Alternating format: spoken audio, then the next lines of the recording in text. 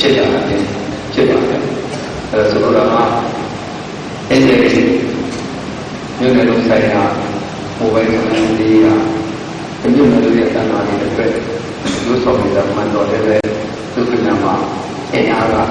မပြေမဝချိန်နေတဲ့ဒီပြင်းအောင်အဲဒီကိုတဲ့တော့ပတ်ဖို့ပေးတဲ့ပုဂ္ဂိုလ်တွေကပတ်ဖို့ပြုလို့ရှိတော့အတိတ်မှာလည်းလည်းအပြည့်ဝသွားတယ်ဆိုတဲ့တော်တော်ဆရာတော်ဖြစ်စေတယ်လို့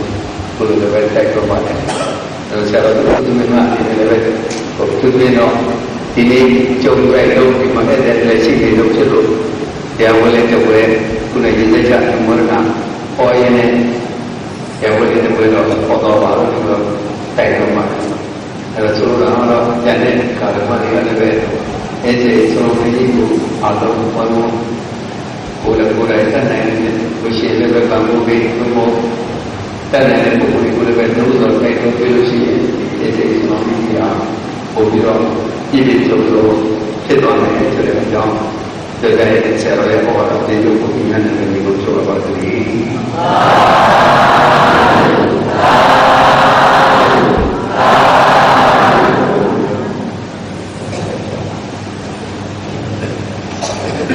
စီစဉ်တော့ရအတူမင်းများစက္ကန့်တူရခြင်းစီစဉ်ဖြစ်ပါတယ်ပရမဝုဒ္ဓဓမ္မပရိယတိသာသနာ့ရာဟနိုင်ကဆရာတော်ကြီးကရဏဒီလောကပိဝတ္တဤဩဝါဒဆန္ဒကိုခံယူရဲ့ဓမ္မဂတိကဘုဇနာအဋ္ဌရာဗရဏဒီကတော်လေးဆရာတော်ကြီးသင်္50ပြည့်ဝင်းနေအတူတော်ဖြစ်အစရုံးတွေတော့ဆိုင်ရာဘူမောဆောင်းတော်ပင်ဒီဘုံမတ်တို့နေ့စဉ်အာယုံဆွမ်းဆောင်တောင်းလို့ခြင်းအတွက်မတိလူတော်ဝင်စက်သိပြာဤကိုကပိယကာရကသီလရှင်ဆရာကြီးဒေါ်အက္ခစာရီဤနှင့်ဒေါ်ပြချွေးတို့မှလူရန်ပြပါတဲ့နဲ့လူရန်ဝင်ရောက်ကိုဘုံမတ်သိတိဗန္နာရေးမှုဖြစ်ဒေါ်ပြမကြီးမှလူတော်ဝင်များကိုအခါရယူပြပါရန်ဒီကားစွာတန်ရာအပ်ပါတယ်သာဓု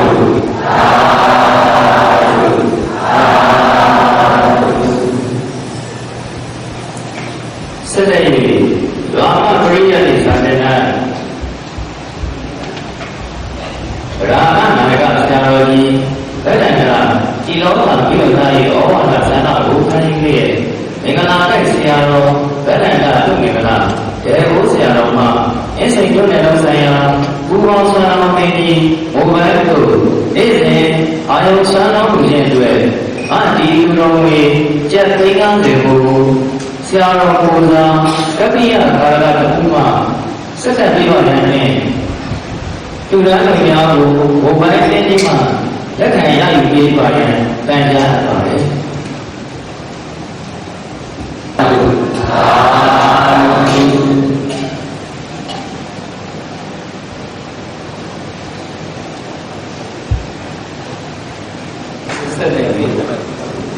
ဓမ္မပရိယတိဆရာတော်ကြီးဗဒ္ဒန္တဒီလောကဇိဝတဆရာတော်ကြီးမှအစိမ်မျိုးနဲ့လုံးဆိုင်ရာဘူပေါင်းဆွမ်းတော်ပင်ကြီးဘုံမိုင်းတို့အလှူငွေပေးရခြင်းစီစဉ်ဖြစ်ပါတယ်ဓမ္မပရိယတိစာသင်နိုင်ကြီးဗာရာဏနာယကဆရာတော်ကြီးဖြစ်တော်မူသောဆရာတော်ကြီးဗဒ္ဒန္တဒီလောကဇိဝတကိုစားအောင်စေရဓမ္မယောဆွမ်းတော်အသင်းမှဥလရှိန်မှကပိယကာရကဖြင့်စက္ကန့်တူရန်ပေးပါရန်ဖြင့်ဘုံဝိုင်းဆွမ်းတော်တင်းကြီးမှ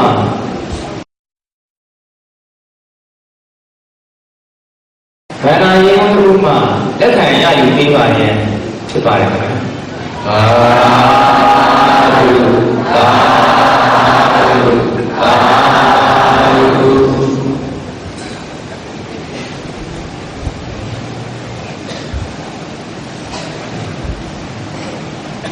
သာသနာတော်အတွက်အလွန်အရေးကြီးတဲ့အထောက်အပံ့တစ်ခုလို့ဆိုရမယ်။ဆွမ်းသဗ္ဗေတ္တအာဟာရထိတိကတတ္တဝါတွေအာဟာရကိုပြီးတော့အသက်ရှင်ကြတယ်။ဗရဏမန္တန်ကြီးတစ်ခုနော်။အဲ့တော့ယဟန်ပဲဖြစ်စေလူဖြစ်စေအာဟာရမိဝဲဖို့လိုအပ်တယ်အာဟာရမမိဝဲရရင် လူမှလည်းလူရဲ့စီးစိမ်ကြီးကာမဂုဏ်အာယုန်တွေမသုံးဆောင်မခံစားနိုင်သလိုယဟန်များပါလည်းယဟန်ရဲ့သာသနာတာဝန်တွေဖြစ်တဲ့ပရိယတိပရိပတ်တိတာဝန်တွေထမ်းဆောင်ဖို့ရစွမ်းနိုင်လို့မဟုတ်ဘူးအဲ့တော့အဲ့ဒီအစွမ်းအစတွေမရှိတော့ဘူးပရိယတိပရိပတ်တိဆိုတဲ့သာသနာဝန်တွေကိုထမ်းဆောင်ဖို့ပင်ပန်းနွမ်းနေနေပဲဆိုရင်သာသနာအတွန်းရှိနေမှာအဲ့တော့ပရဏကြတဲ့အထောက်အပံ့ကိုပေါ်တဲ့ဆွမ်းအဲ့တော့ဘယ်နေရာမှာပဲဖြစ်ပေါ့ဦးဇင်းတို့ယဟန်ခံတဲ့နေရာမှာလေယဟန်များကိုဆုံးမတဲ့အခါမိဘွဲအပ်တဲ့တရားမမိဘွဲအပ်တဲ့တရားဒီလိုခွဲခြားပြီးတော့ဆုံးမတော့မိဘွဲအပ်တဲ့တရားပါလေလေဆွမ်းသင်္ကန်းကြောင်းဆေးပစ္စည်းတွေပါရှိအဲ့ဒီမှာလည်းဆွမ်းအဓိကထားပြီးပြောတာနော်အဲ့တော့ဒုက္ခဓမ္မတွေကအခုဒီဆွမ်းလောင်းနေဆိုတဲ့အဓိပ္ပာယ်ကိုနည်းနည်းလေးဦးဇင်းတို့အကျဉ်းချက်ပြီးနားလည်ကြည့်ရင်ယနေ့ဘုရားရှင်ကိုယ်တော်မြတ်ကြီးရဲ့သာသနာလို့ဆိုတဲ့ဘုရားပရိနိဗ္ဗာန်စံပြီးတော့ယနေ့2555နှစ်တိုင်သာသနာတော်ကြီးအထွတ်ရှည်လာတာဒီနော်ဟောဒီတရားဓမ္မများဆွမ်းသင်္ကန်းကြောင်းစိတ်ဆိုတဲ့ပစ္စည်းလေးပါအထောက်ပံ့မပြတ်မလတ်အောင်စေတနာတရားချက်တန်သွားတဲ့အစဉ်စောင့်ရှောက်နေခဲ့ကြလို့ဒီနေ့ဒီသာသနာဒီချိန်ထိအသက်ရှည်လာမှာဆိုရင်မှန်ပါဗျာအဲ့တော့ယဟန်သာကဆိုတာကစီးပွားရေးလက်ရှာလို့ရတာမဟုတ်ဘူးနေဖို့ညစာတော့တုံပြီးသိသိလို့မရတော့နောက်တစ်နေ့ချက်စားဖို့နောက်တစ်နေ့ချက်စားဖို့နောက်တစ်နေ့စားဖို့တောင်းဖို့လူတွေလိုကြိုတင်စီမံထားလို့ရတဲ့အမျိုးမဟုတ်တော့ဒီတရားဓမ္မတွေသာသနာ့ကြီးအထောက်ပံ့တရားဓမ္မများကဝိနည်းတော်နဲ့အညီနော်ယဟန်တော်ကသာသနာတာဝန်ကိုယ်လည်းမမစိတ်မနှောမဲ့နဲ့ချမ်းချမ်းသာသာအေးအေးချမ်းချမ်းသက်သောသက်သာနဲ့သာသနာတာဝန်ကိုထမ်းဆောင်နိုင်စေခြင်းအလို့ကစေတည်ကြည်ရွတ်ဆောင်နိုင်စေခြင်းအလို့ကယခုလိုအသိပညာဦးစီးပြီးတော့သာသနာအတွက်တကယ်လိုအပ်တဲ့လိုအပ်ချက်ကိုငါတို့ထောက်ပံ့ကြမယ်တဲ့ဒီလက်ဒီနေ့အင်းစိတ်ပြုနေဆိုရင်ယခုဖွဲ့စည်းထားတဲ့ဘုံပိုင်းပေါ်လေရွေလျာစုပေါင်းဆွမ်းလောင်းအသိရွေလျာစုပေါင်းနော်အတိတ်ပဲကတည်းကရွေလျာဆိုတာကအဘုဒ္ဓယာကလူချင်းမှာလည်းသူတို့ရွတ်ဆောင်ပေးမယ်လာယူမယ်လူပေးမယ်ဒါအမှန်တန်ဖြစ်ခဲ့ပါတယ်ဒီမှာနိုင်ငံမှာဦးဇင်းတို့မကြောက်ဘူးတော့ရှားပါပါတယ်ဦးဇင်းတို့ဘုဒ္ဓနဲလို့တော့မသိဘူးပေါ့နော်အဲ့တော့ဒီကိုအင်းစိတ်ပြုတွေကလုပ်တဲ့အလုံးကအလုံးမော်မြတ်ပါတယ်သိလျော်ပါတယ်ဒါကိုအကျိုးရှိအောင်ကြိုးစားကြဖို့လည်းလိုပါတယ်အဲ့တော့ဒီနေရာမှာသာသနာအကျိုးရှိဖို့ဆိုတော့ဦးဇင်းပြောနေကြတယ်နော်သာသနာဆိုတာဘာလဲလို့ပြောရင်အဆုံးပါသာသနာဆိုတာဆုံးပါဗျာအဲ့တော့အဆုံးပါအကျိုးရှိမှတတ္တဝါပြောအကျိုးစီးပွားများများအဲ့တော့ဒီနေ့လုပ်တဲ့အလုပ်ပါလေအဲ့ဒီအဆုံးမကဘာလို့ပေးလဲမေးဦးဇင်းမဖြေလိုက်တယ်နော်ဟိုအခြားတရားဝဲလို့ပြန်ပြန်ဆိုင်ဆိုင်ပေါ်ဖို့ဖြစ်ဖို့လည်းသိအစီအမပြေတော့အဆုံးမကဘာလို့ပေးတာလဲဆိုရင်တခုတည်းဘုရားရှင်အဆုံးမသည်တတ္တဝါအပေါင်းတို့အား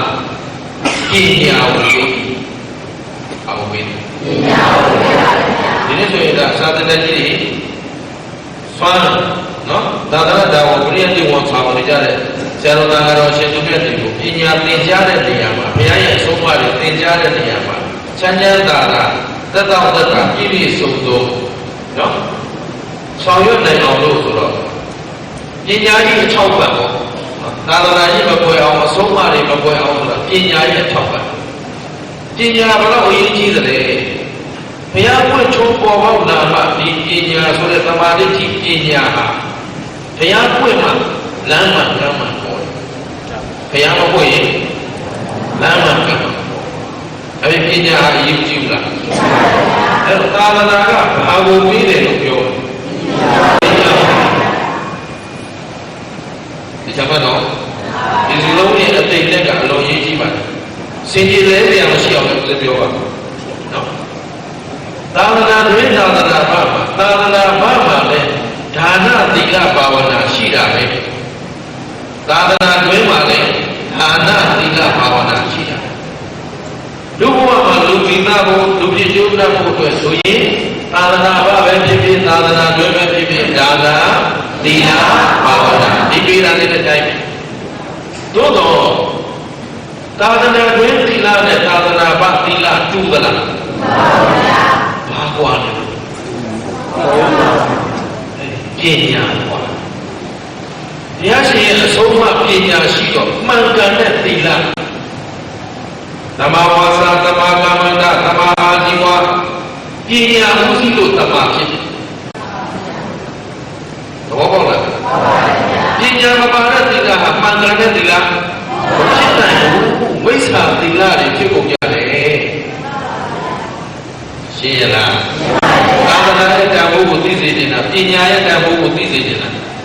ဒီနေ့တော့ထောက်ပံ့နေတဲ့အထောက်ပံ့နေပညာကိုထောက်ပံ့နေတာသာသနာကိုထောက်ပံ့တာဒီပညာကိုထောက်ပံ့တယ်အဲ့တော့မိမိကိုယ်တိုင်လည်းပညာရှိဖို့လိုအပ်မလို့ပါစဉ်းစားတော့အဲ့တော့သီလစောင့်ကြည့်တဲ့နေရာမှာလည်းမှန်ကန်သောသီလဖြစ်ဖို့ပညာအဓိပတိတတ်မှာမှန်ကန်တဲ့သီလဖြစ်တယ်ဟုတ်ပြီနော်ဒါဖြင့်ဒါနရောအလူဒါနလုပ်တဲ့နေရာနော်ကိုယ်မျိုးတော့ဝိနည်းပါတိပေးတာပဲအလူပဲမိတ်ဆွေတွေတင်ကားတယ်ကိုဖိတ်ပြီးတော့အိမ်မှာကျွေးတာခွေးတာဆိုတော့သူတို့ပတ်စံနဲ့မစားဘူးကိုယ်ပတ်စံနဲ့ချက်ပြုတ်ကျွေးတယ်ဝိုင်းခွဲစားကြတယ်ဒါအလူမဟုတ်ဘူးလားဘုရားပဲဝိနည်းပါတိပေးတယ်ဒေနာပေးတယ်ဒါအလူပဲဟုတ်တယ်နော်ဒါပေမဲ့အဲ့ဒီပါတိပေးတဲ့ဒေနာအလူနဲ့ဒီနေ့ဆွမ်းလောင်းတဲ့ကိုတူလိုက်တဲ့အလူနဲ့တူသလားအာကွာလို့နော်အားလုံးကပညာဉာဏ်သံမယုတ်ဖြစ်မှနော်ဒါနလုပ်လဲဉာဏ်သံမယုတ်ဖြစ်ရမယ်သီလလုပ်လဲဉာဏ်သံမယုတ်ဖြစ်ဉာဏ်နဲ့ရှင်ရမယ်လို့ပြောဉာဏ်နဲ့ရှင်ဖို့ဆိုတာပညာမပါပဲရှင်လို့မရပါဘူး။ဒါကြောင့်ပရိယတ်တိဆိုတာသာသနာရဲ့အပြည့်မူလားလို့ပြောတယ်။ပရိယတ်တိသာသနာကြီးဟာပညာကိုမျှဝေပြီးဘာကိုမျှဝေပြီးအဲ့ဒီပညာဘုရားရဲ့အဆုံးအမပညာတွေကိုမျှဝေပြီးမှုမရှိတော့ရင်ဒီသာသနာအဲ့တော့ဆုံးလုံးကြီးမှာကိုယ်ပိုင်ဆုံးလုံးကြီးမှာအလုပ်လုပ်နေကြတယ်ကုသိုလ်ယူနေကြတယ်ကုသိုလ်ရှင်တွေဟာပညာပါလို့ပဲပညာဆိုတာအကောင်းဆုံးဝိဝါပัญชာတတ္တာကိုပါတော့ဒါသိချမှာပညာရှိတာအကောင်းဆုံးပဲကြရတယ်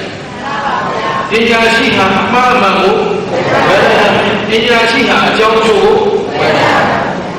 အသေးဖွဲ့တဲ့လုပ်ပြီးဆိုကြတဲ့ကရင်ပညာရှိအလုပ်မှန်ရင်အသေးဖွဲ့ကျိုးကိုဆောင်နိုင်လောကမှာပညာရှိတဲ့လူနဲ့ပညာမဲ့တဲ့လူနဲ့အကျိုးဆောင်ကုန်ခြင်းပြုတယ်မတူပါဘူးဗျာပညာမဲ့တဲ့အကျိုးစီးပွားမဲ့လို့ကလုပ်ရတယ်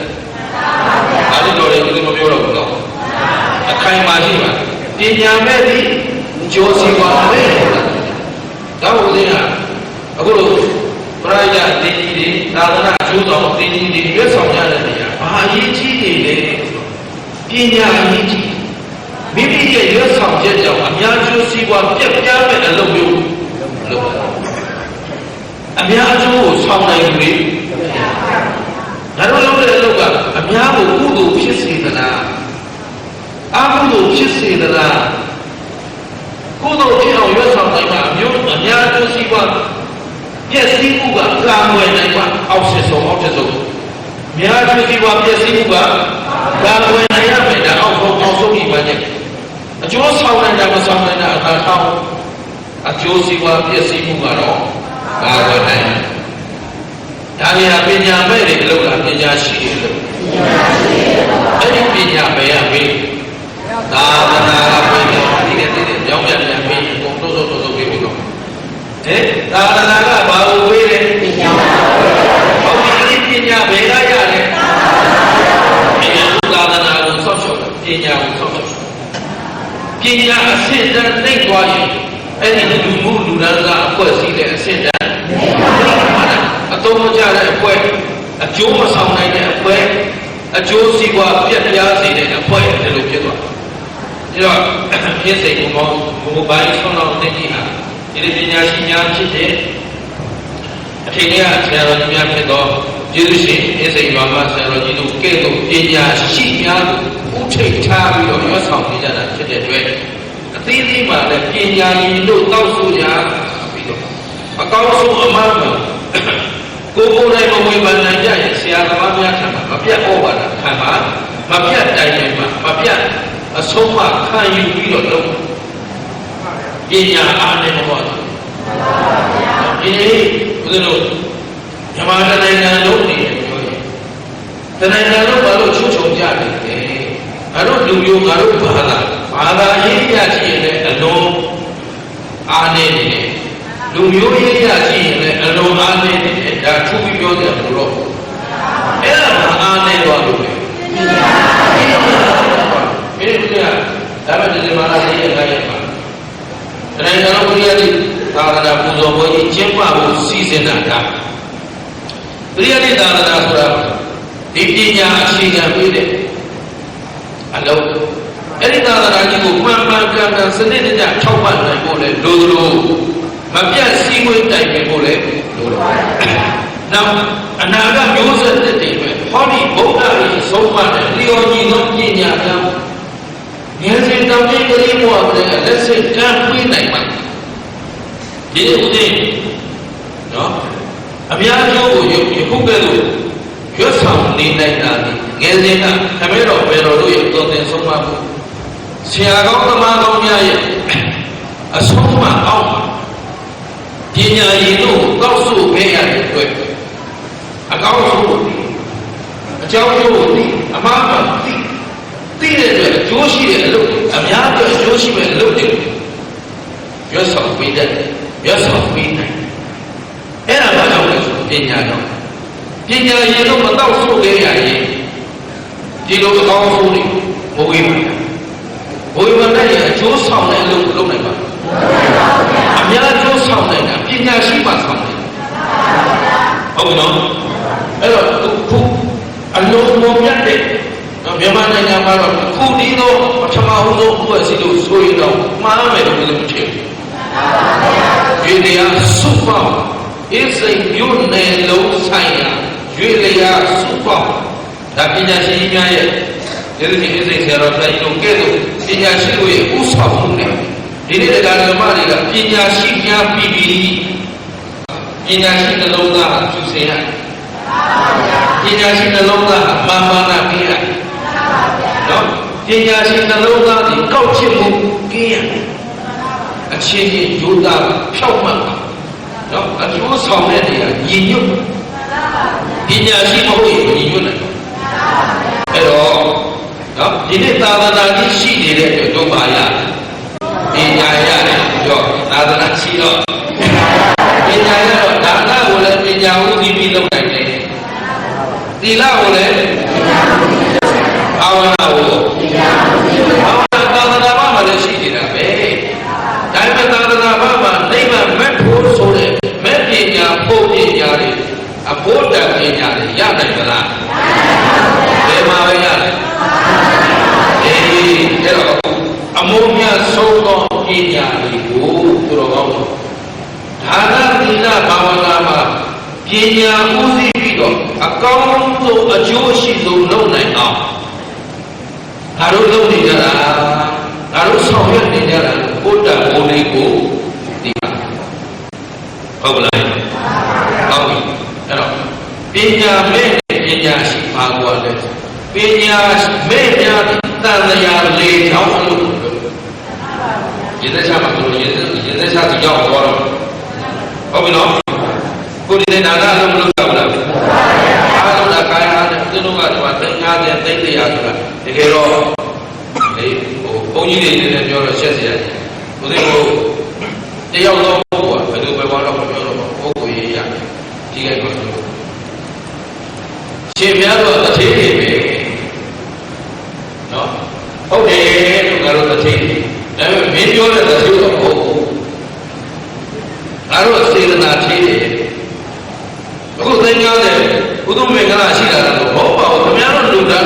လို့ပြန်ပြီးပြန်ပြီးတယ်ဆိုတော့သာသနာအလုပ်ကိုအကျိုးရှိတဲ့တရားလုပ်ပါဖို့ပြန်ပြီးတာပေါ့ကိုယ်ကြီးမှလည်းဝေးနေတာမဟုတ်ပဲဟိုပရိသတ်လုပ်တဲ့ဘုန်းကြီးကိုတောင်ပြောမြောက်ပြောလျှောက်ပြောနေတယ်လို့ရှိနေတာပေါ့ဟမ်တော့နောက်ကနေတိတ်တိတ်ကိုယ်ကြီးမှလည်းဝေးနေတယ်လုပ်ပါဖို့ပဲနဲ့အကျိုးရှိမဲ့အလုပ်ကိုအကျိုးရှိအောင်လိုက်ဆောင်ရွက်နေတာလေဟမ်ဘုရားသာသနာတော့မဟုတ်လားနာမည်နဲ့ဆက်ရဥဒ္ဓမေမလားလို့ဝိတ္တကြလို့ပိုင်လာလားပိုင်ပါလက်ထပ်တော့မလုပ်ဘူးဟမ်အဲ့ဒါဘယ်သူလူထားတာသူတော်ကောင်းတို့ကလည်းဘယ်အတွက်လဲနာမည်တို့ကဘယ်အတွက်ပြန်တော့လဲအဲ့လိုသာစတဲ့ကြရှိရှိကလေးကလုပ်ခဲ့ဒီသာသနာမစဲရတာသိကြသဘောပေါက်လားအဲ့တော့ဒီလူတန်းစားတဲ့သိန်း100သိန်း50ဆိုလိုက်တော့ဟာဘုန်းကြီးတွေလက်ထက်ရတာပဲဆိုပုဂ္ဂလတိုက်ခံတော်ယူလိုက်တယ်တပည့်လုံးကလူထားဒီကိုယ်လွဲသုံးစားလို့တပည့်လုံးပေါ်ကျော်ထားပြည့်စုံသဘောပေါက်လားအဲ့ဒါကရည်သက်ချတဲ့စီရောက်သွားနော်ပညာမဲ့အလူနဲ့ပညာရှိအလူတန်ဖိုးခြင်းပညာမဲ့များသည့်တန်တရားလေချောင်းတို့ကိုမှတ်တာပညာမဲ့များသည့်ဒါဖြင့်ပညာရှိတန်တရားလွတ်ချောင်းတို့လို့လေတန်တရားလွတ်ဖို့ဆိုတာဘာဦးစီးမှလွတ်ပညာဆိုတာပညာပေါ့ဉာဏ်ကတကွာရှိနေကြဒီနေ့ပညာလေးကိုဥတည်ပြောတော့ပညာနဲ့ဉာဏ်ကကတ်နေအဲ့တော့ဒီနေ့ပညာပိုင်းလေးပြန်ဖြည့်ပြီးဘာလို့လဲတို့ကလေနံဓာတ်ဖြစ်သမားတွေဆိုတော့ပြန်ပြောပြဒီနေ့ပညာကိုလိပိတပြောနေတာဗျာဟုတ်ကလားအဲ့တော့ဘာဦးစီးမှလဲဒီလိုလေးလို့အတော်ခက်တဲ့တရားကမှသူတို့ကလေနံဓာတ်ဖြစ်တာဒီတရားမှဒီတရားကိုဝင်လို့နော်ပညာကဉာဏ်ကိုဖြစ်စေတယ်ဉာဏ်ကပညာကိုပြီးနေရတယ်သူတို့တော့ဘာအတူတူပဲဒီနေ့ကသာသနာရဲ့တန်ဖိုးကိုပေါ်လွင်စေခြင်းလို့နော်ပညာနဲ့သာသနာနဲ့တွဲပြီးပြောနေတဲ့စကားလုံးနော်ဒီနေ့မိုဘိုင်းဖုန်းလုံးကြီးနဲ့သာသနာကိုထောက်ပံ့တာပညာမဲ့အလုပ်လားပညာရှိအလုပ်ဒီလောက်ဒီသာသနာအတွက်အကျိုးရှိရှိပါဘူးသာသနာအတွက်အကျိုးရှိရင်လည်းပုဂ္ဂလတိဋ္ဌာန်ပြောရအောင်ဒီသံဃာတွေအတွက်အကျိုးရှိမရှိရှိပါဘူးသံဃာတွေအကျိုးရှိရင်ဒီနေ့တရားဓမ္မတွေအတွက်ကိုအဲ့လိုအကျိုးများတယ်လို့အဲ့ဒီအကျိုးများတဲ့လူကြီးကိုသံဃာလဲအောင်လုပ်လားလွတ်အောင်လုပ်ဘာကြလားနော်သံဃာလဲတဲ့လူကြတော့ငါတို့အသိငါတို့လုပ်နေတာငါဆောငါအိမ်မှာချက်ပါငါကိုယ်တိုင်ချက်တာငါလောင်းတာအားထုတ်ချက်ကိုခိုင်းဆောလောင်းနေရဖြစ်နေတဲ့ဆောချက်ကိုဟုတ်ပါလားအသေးစိတ်ကိုမင်္ဂလာသိတယ်နော်တိုက်ဆိုင်သွားတယ်လို့တော့မဖြစ်နဲ့ဆောလောင်းနေမှာဘာပြဿနာရှိနေဘယ်လေးတွေမှာဘာပြဿနာရှိနေတော့ဥဒ္ဓမကအပေါ်အင်းဖြစ်တယ်ဒီဆရာအင်းစိန်ရောလာဆရာတို့ပြစ်တာရှိတာလို့တရားဟောတာတော့မဟုတ်ဘူးတရားတော်ဟောမှာမရှိဘူးတော့ဘာလို့တော့ဒီလိုတိတော်လည်းညီညီကမနေတတ်နော်ချက်တဲ့နေရာပြဿနာတဲ့ပြန်ပြီးသူချက်မှာငါချက်မှာဈေးဝယ်တဲ့နေရာပြဿနာတဲ့ပြန်ပြီးသူဝယ်ချင်တာငါဝယ်ချင်တာဟမ်ငွေကင်တဲ့နေရာရှုပ်ပြပြီးသူကင်ချင်တာငါကင်ချင်တာသူစီထားပါငါစီထားပါအကျိုးရှုပ်ခါဒီတော့ဘာအရေးကြီးလဲပညာမဲ့အတော့မရှိပညာရှိမှတော့ရှိဒါပေမဲ့ဘာဦးစီးပြီးလို့အခုတို့လုပ်နေတဲ့အလုပ်ကိုဘာကိုထောက်ပံ့လဲသာသနာကဘာကိုပြီးတယ်နားလဲကျိုးကပြောရပြီအကျိုးမရှိဘူးမှတ်မိလားတို့အခုဘာကိုထောက်ပံ့လဲသာသနာထောက်ပံ့တော့ဘာရအဲ့ဒီပညာကိုလက်ကင်ထားပြီးအလုပ်လုပ်တယ်ရှင်းတော့ဒါပေမဲ့လဲအောင်လုပ်လားလွတ်အောင်လုပ်သာသနာလေကြောင်းဆိုရင်သမုဒိယတန်ရောစဉ်နေတဲ့လုပ်ရင်သမုဒိယလုပ်ရင်ဘာရဒုက္ခရကိုသမုဒိယကင်းဒါဖြင့်ငါကျိုးသူကျိုးလားသာသနာကျိုးလားသာသနာကငါတို့အတွက်ပညာပေးခြင်းကြောင့်အကျိုးရှိမရှိဒါဖြင့်ငါတို့အကျိုးဆောင်နေတာလားလောကအကျိုးဆောင်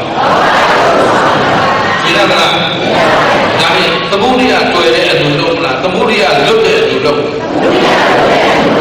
ဘုရားလုပ်တဲ့သူဆိုတော့ယနေ့ဆွမ်းလောင်းတဲ့ကြီးဆွမ်းလောင်းတဲ့ကုသိုလ်ကောင်းမှုသည်သက်ရှိစင်လာချမ်းသာရဗလဉာဏ်ပညာမရှိဘူးလားအဲ့တော့ဆွမ်းလောင်းတာအကျိုးက5မျိုးရေက10မျိုးဆိုတော့15မျိုးပေါ့ဗျာအဲ့ဒီအရာတွေကကြားဥပါတယ်မပြောတော့ပါဘူးနော်ကောင်းပြီအဲ့တော့အဲ့ဒီအကျိုးတွေရလာတဲ့အသက်ရှိခြင်းပညာနဲ့ရှင်ကြည်တာအသက်ရှိတာဒီချမ်းသာကိုပေးတာဆင်းရဲကိုသစ္စာနဲ့ပြောသစ္စာနဲ့ပြောဟုတ်တယ်နော်ဘာသစ္စာအသက်ရှိတော့လေဒုက္ခသစ္စာခန္ဓာကအနှောက်သွားလို့နော်ချွင်းချက်လို့အသက်ရှိတော့ဘာသစ္စာအသက်ရှိတော့ဘုရားလာပဲဘုရားဘာသစ္စာဘုပြီးနာပြီးအဲ့ဒီဘုရားတွေလို့ထားလို့ကြည့်လားကဲအစင်းလာတော့ဘာသစ္စာခေါ်အားကြီးတော့ခေါ်အားကြီးသေးသေးကိုကြီးတိုင်းနာကြီးတိုင်းသေးသေးတိုင်းဒီခန္ဓာမြန်ရတဲ့ကြရပြန်ရတဲ့မှာအဲ့ဒီကိုနာသိတော့မလားလို့ရတာချမ်းသာကိုဝေးတာဆင်းရဲကိုဝေးတာအဲ့ဒီကိုဒုက္ခကိုဆက်ရှာတာဒုက္ခလွတ်အောင်လို့ဒုက္ခလွတ်အောင်တော့ဒါပြင်နောက်လူချမ်းသာဖြစ်ခြင်းလို့ဒီလိုလုပ်ရတာနာချမ်းသာဖြစ်ခြင်းလို့ဣန္ဒရာကြီးကဒီဒိဋ္ဌိယာကြီးတော့ချလို့လာလားသာသာလေးဖြစ်ခြင်းကိုရတယ်နတ်ခန္ဓာမှာသစ္စာလူခန္ဓာရောဒီညာတော့အဲ့တော့ခန္ဓာမှာရင်မှာသစ္စာဒုက္ခသစ္စာမှာဘာရှိလို့သိပညာရှိလို့သိတာအဲ့ဒီပညာဘယ်ကပေးဟုတ်ကဲ့လားသာသနာမရှိရင်ဒီပညာဒီပညာမရရင်ဒီအလုပ်ကိုနိုင်မရောကြောင်းဖြစ်အောင်လုပ်နိုင်ပါ့မလားတရားမကောက်သိတဲ့ထောင်လူသားတစ်ထောင်လူနိုင်မရောအာမပါလို့ရှင်းရလားအဲ့ဒါသာသနာရဲ့တန်ဖိုးတရားတပွဲရဲ့တန်ဖိုးတရားတပုတ်ရဲ့တန်ဖိုးမှတ်တာရှင်းလားအဲ့ဒီဒီပညာမိသာသနာလို့မရှိရင်ဒီတရားတော်တွေဒီတရားအဆုံးအမတွေမှမရှိရင်ဒီပညာတွေလည်းရှင်းတတ်ကြလားအကျိုးရှိဆုံးအကောင်းဆုံးအလုပ်ကိုငါတို့လုပ်နေတာလို့ကိုယ်တန်ဖိုးကိုသိတော့ဒီလိုလုပ်တဲ့လုပ်တိုင်းမှာသာသနာတည်ဖို့လုပ်မလားလုပ်ဖို့လုပ်သက်ရှိစင်းသာချမ်းသာရဗလဉာဏ်ပညာတွေအလိုရှိလို့လုပ်ပါလားခန္ဓာဝတ်ကကျုပ်ဖို့လုပ်ပါဒါကကိုသိရလားခန္ဓာကြီးရတာချမ်းသာလားဆင်းရဲလားခန္ဓာမှန်ရင်ပါသစ္စာသိတဲ့ဉာဏ်ကမေတ္တာသစ္စာသာဦးစီးလို့ဉာဏ်နာသံဝယုတ်ဖြစ်ရင်နောက်ထပ်ဉာဏ်နဲ့ရှင်တဲ့အတူလူထားတဲ့အကြောင်းကလွတ်ပြောင်းနေအကျိုးကလွတ်မြောက်အကြောင်းစင်ကြယ်အကြောင်းစင်ကြယ်ကိုယ်တော်ရတဲ့ဘယ်လိုပြောဒါနလုပ်ဘူးလေဒါနမလုပ်ဘူးလေလူမရှိဘူးဒါပေမဲ့မစင်ကြယ်တဲ့ဒါနလုပ်ခဲ့တော့မစင်ကြယ်တဲ့ဘဝတွေက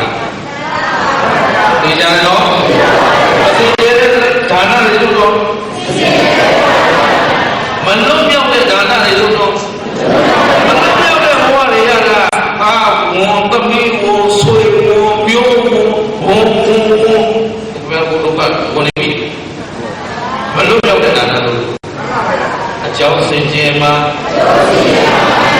အာဘာမစင်ကြယ်မှာဒီမှာလေးဒါလေးဒီလိုလိုက်တာနော်ပညာပါမစင်ကြယ်အကြောင်းလုံးပြောင်းမှာအာဘာမလုံးပြောင်းလုံးပြောင်းချောင်းကိုပညာနဲ့လုံးနိုင်မှလုံးမှာဟောကဲဒါနဲ့လုံးအောင်လုပ်ကြလို့အဲ့ဒါကမှလည်းကံမောယုံကံရဲ့အကျိုးကံကံအကျိုးသည်တူသောအကျိုးကိုလွတ်မြောက်သောအတူစင်ကြယ်သောအတူလွတ်မြောက်သောသီလစင်ကြယ်သောသီလလွတ်မြောက်သောဘာဝနာစင်ကြယ်သောဘာဝနာဖြင့်ပညာဦးစီးပြီးလူရစု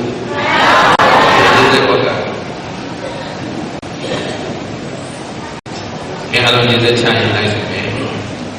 အရှင်ဘုရားတပည့်တော်ဝိရောပါတို့သည်ယနေ့ယခုဗုဒ္ဓမြတ်စွာ၏သာသနာတော်မြတ်ကြီး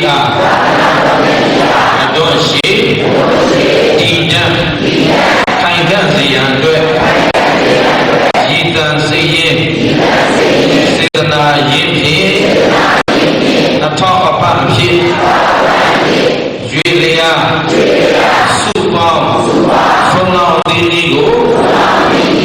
စုပေါင်းထူထောင်၍သာသနာတော်အားမှန်ဖြည့်ဝဲဟောခြင်းတို့ကိုထောက်ပံ့ပြုတမ်းကြပါကုန်၏ရှင်ဘုရားယနေ့ယခုပြုလုပ်ကြသောဒါနကုသိုလ်သောက်တည်ကြသောသီလကုသိုလ်ပွားများရသောဘာဝနာကုသိုလ်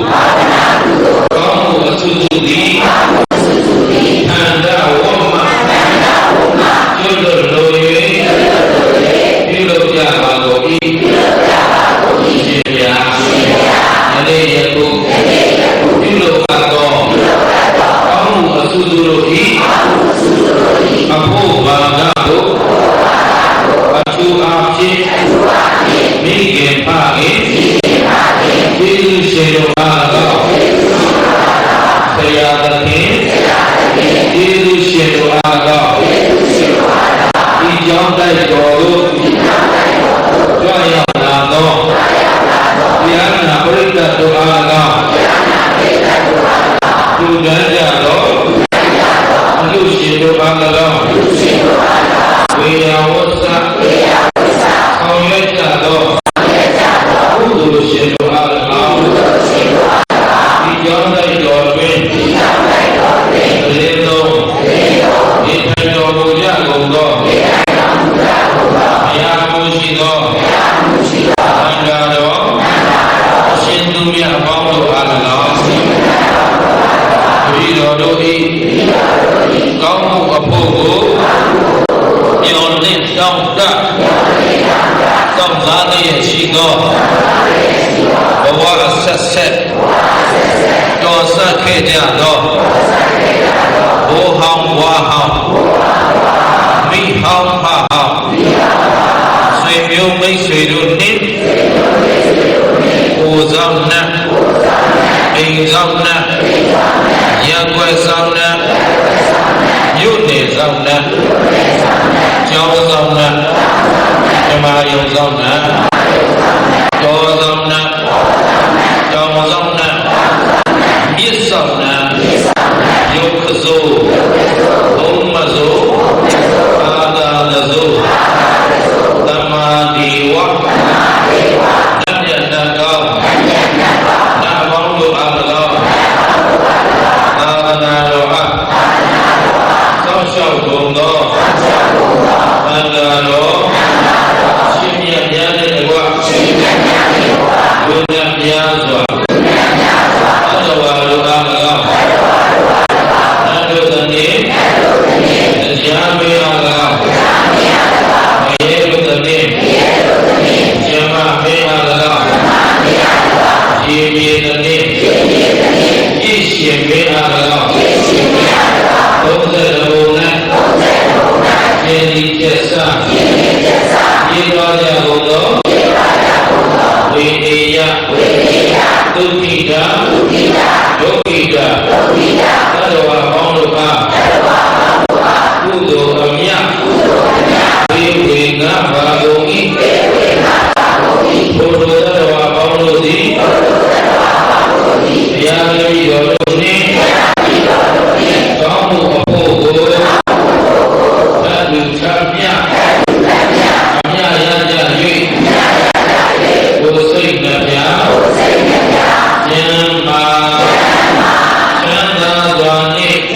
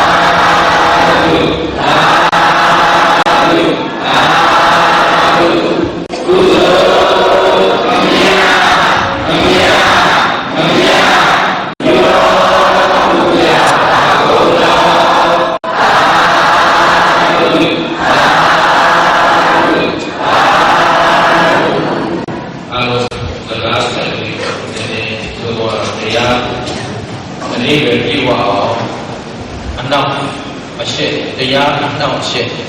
လုပ်အောင်ပြောခဲ့တယ်ဒီကိစ္စလေးခြံထားခဲ့တယ်အဲ့တော့ပရိယတိသာသနာတော်ကြီးအလွန်ဘလောက်အရေးကြီးတယ်သာသနာတော်ကြီးကိုကျေးဇူးကိုလူတွေဘလောက်ပြည့်လျော့နေတယ်ဆိုတာဒကာရမတွေရေးပြီးဖြစ်ဒီနေ့မန္တလေးမြို့ကပေါ့မြိုင်ဆရာတော်ကြီးဆိုတာတိပိဋကပုစကစာပေအလွန်ကျွမ်းကျင်တတ်တဲ့ဆရာတော်အဲ့ဒီဆရာတော်ကြီးကိုဒီနေ့နာမကျမ်းဖြစ်တဲ့အခါကျတော့စေဝါကုသအလွန်အားနည်းလူမှုတန်းမှုအပိုင်းကောစောင့်ရှောက်မှုအပိုင်းကောအဲ့ဒါနဲ့မန္တလေးကကို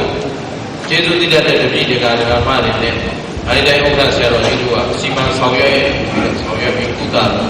အနေနဲ့လှုပ်လို့ရှားလို့ရတယ်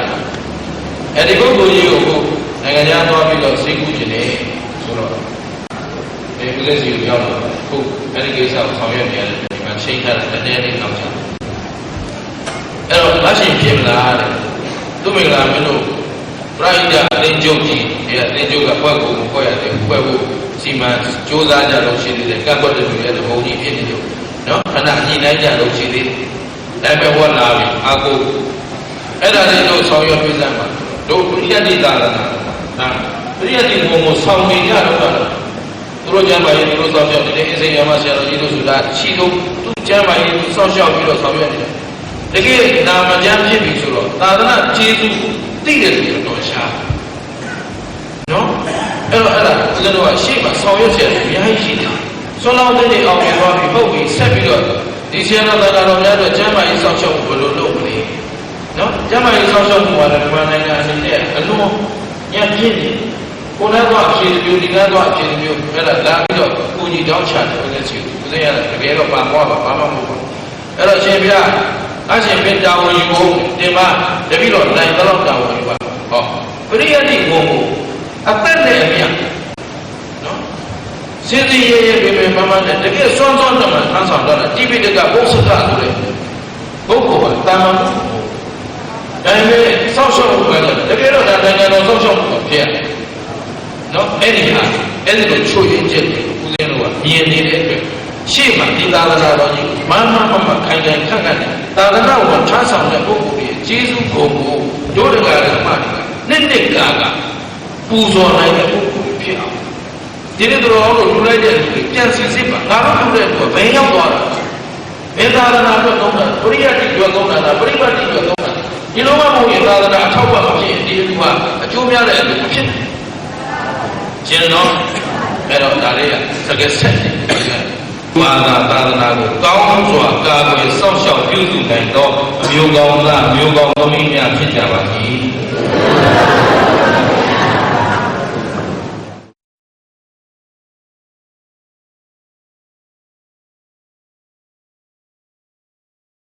ဓမ္မငါးစီစဉ်ရ